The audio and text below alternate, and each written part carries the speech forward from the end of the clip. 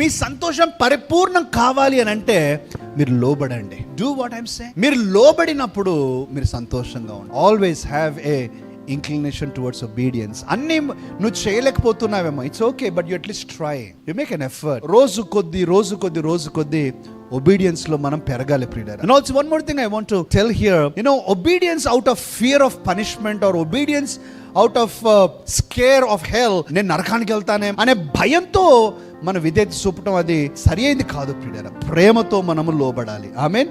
ప్రేమతో మనం లోబడాలి. This I see between couples. You see when spouse, wife and husband మధ్యలో when they love each other so much, general గా wife అనుకుంటుంది నా భర్తకు I don't want to do that. ఆయన మీద భయంతో కానీ కోపంతో కానీ లేకపోతే ఏదో దాని కొరకు కాదు, తన భర్త అంటే ప్రేమ కాబట్టి నేను ఆయన నొప్పించాలని అనుకోను, సంతోషంగా ఉంటాం నాకు problem. Same thing with the husband also. When he loves his wife, he will not attempt to do anything that disturbs the peace in the family. They want to just have joy because out of love. మనం కూడా ప్రేమతో ప్రియులారా, దేవుని యందు ప్రేమతో మనం విధేయత చూపుదుము కాక. ఆమేన్.